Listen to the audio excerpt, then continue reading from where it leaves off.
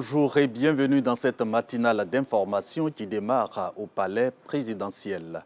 Suite et fin hier lundi de la présentation des vœux de nouvel an des forces vives de la nation au chef de l'État, le président Alassane Ouattara.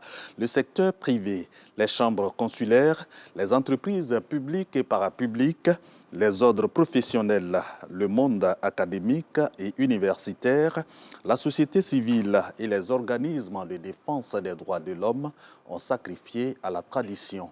Le point avec Mahama Traoré. Malgré le contexte économique mondial morose marqué par plusieurs conflits, la Côte d'Ivoire maintient sa santé économique. Le taux de croissance se chiffre à 6,5% en fin 2022, avec une projection de 7% en moyenne sur la période 2023-2025. Des réformes, des investissements, mais aussi un climat de paix favorisent une telle embellie économique, ce qui est d'ailleurs reconnu par les forces vives de la nation, dans toutes leurs composantes, que sont le secteur privé, les entreprises publiques, parapubliques, les ordres professionnels, le monde académique, universitaire, la société civile et les organismes de défense des droits de l'homme. Elle salue le leadership du président Alassane Ouattara.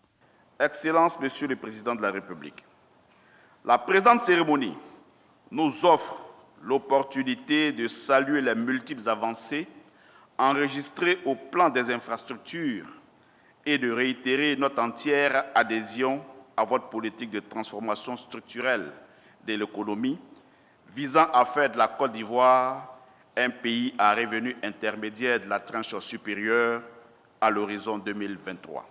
Pour toutes ces actions, Monsieur le Président, nous voudrions vous assurer de notre engagement et de notre disponibilité à vous accompagner dans ce formidable processus de développement et de transformation de notre pays. Que 2024 voit la poursuite des actions d'amélioration de l'environnement des affaires, de la mise en œuvre optimale d'une politique fiscale de développement, l'accélération des programmes de création et de développement des champions nationaux dont notre pays a tant besoin pour accroître davantage son rayonnement sur la scène continentale et dans les autres régions du monde.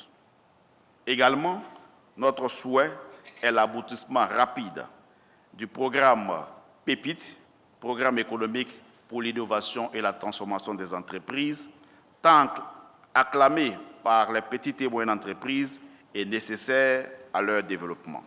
En réponse à ces vœux aux allures de doléances, le chef de l'État promet que la dynamique de progrès sera maintenue en 2024. Des chantiers majeurs sont déjà identifiés. Les projets visant à dynamiser les chaînes de valeur permettront de stimuler les rendements agricoles et de doper la production industrielle, ce qui soutiendra les perspectives de développement à long terme. Les réformes structurelles clés comprennent le renforcement de la protection sociale pour les ménages vulnérables et la promotion d'une croissance inclusive tirée par le secteur privé. Tout au long de l'année 2024, le gouvernement poursuivra la mise en œuvre des réformes nécessaires pour améliorer davantage le dynamisme de l'économie et permettre à nos entreprises de contribuer activement à la transformation structurelle de l'économie. La promotion des champions nationaux fera toujours partie de nos priorités et je voudrais vous en donner l'assurance. Enfin, je voudrais vous assurer que le dialogue et la concertation entre l'État et le secteur privé seront renforcés afin de trouver ensemble des solutions aux différentes problématiques qui nous engagent. Ces assurances du chef de l'État confortent les forces vives de la nation. En retour, elle s'engage aux côtés de l'État à faire de la CAN 2023, débutée samedi dernier, un succès retentissant. Et justement, la Cannes, c'est chez nous et Yamoussoukro, la capitale politique, abrite les rencontres de la poule C. Le Sénégal a fait une belle entrée en lice hier lundi au stade Charles Konabani en battant la Gambie par le score de 3 buts à 0. Un premier match de poule disputé en présence du Premier ministre Robert Begré-Mambé. Le chef du gouvernement est allé surtout pour s'assurer du respect des dispositions prises pour une CAN de l'hospitalité réussie. On en parle avec Herman Divé. Premier match de CAN à Yamoussoukro, la capitale politique ivoirienne. À l'affiche, Sénégal-Gambie. Les champions en titre opposés aux Scorpions de la Gambie. Au rang des invités VVIP, le Premier ministre Robert Begré-Mambé, à la tête d'une forte délégation. Le chef du gouvernement rejoint la tribune officielle. Sur l'aire de jeu, Scorpions et Lions de la Teranga croisent déjà le fer. L'engagement entre les deux équipes est total. Les Scorpions de la Gambie sont les premiers à recevoir un coup de patte du champion en titre. Sur cette action, la Gambie manque d'ouvrir le score. Un autre match se joue dans les gradins, celui des supporters. Un premier but, puis un second but, puis enfin un troisième. La liesse est totale du côté des supporters sénégalais. Côté gambien, on continue d'y croire jusqu'à la dernière minute. Robert Begré-Mambé, le Premier ministre, suit avec attention la rencontre. Avec lui, quelques membres du gouvernement. Le match terminé, victoire du Sénégal face à la Gambie. Le chef du gouvernement veut lui s'assurer du bon déroulement de la compétition à Yamoussoukro. Tenu à venir au nom du gouvernement et du chef de l'État pour venir voir ce qui se passe à Yamoussoukro pour ce premier match, parce qu'il est important que nous prenions toutes les dispositions, que nous vérifions que toutes les dispositions prises sont respectées. Donc, je viens de voir le match de Yamoussoukro. Je vais sur Bouaké pour voir le match de Bouaké. Et j'irai ensuite sur San Pedro pour voir le match de San Pedro. Ensuite, j'irai à Korogo, de sorte à ce que nous puissions suivre la qualité de toutes les prestations. Vivre la CAN en direct dans les stades. Véritable leitmotiv pour les passionnés de football devant l'indisponibilité de tickets d'entrée aux différents matchs. Le chef du gouvernement rassure. Il faut rassurer les Ivoiriens. La billetterie est une affaire de la CAF. Parce que dans le cahier des charges, c'est la CAF qui met en place le mécanisme pour la fabrication, la distribution des billets.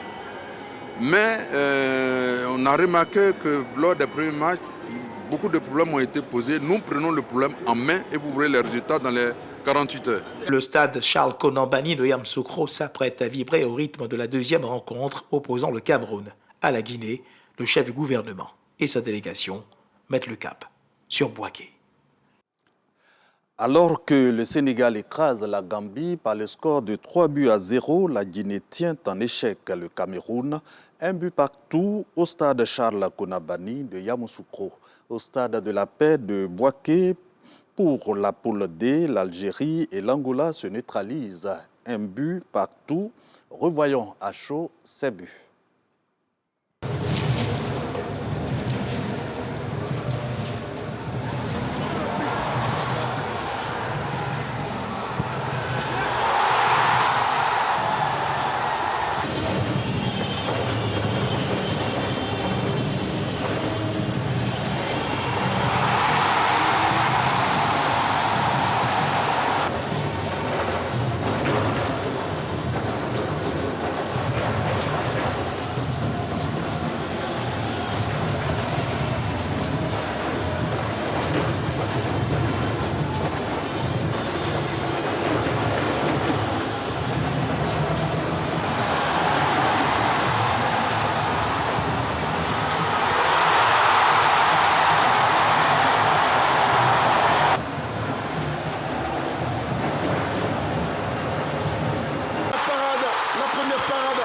Cette rencontre signée Fabrice Sondoin, on l'a dit, c'était garçon expérimenté, et oui, cette fois c'est fait, l'ouverture du score cru jusqu'au bout.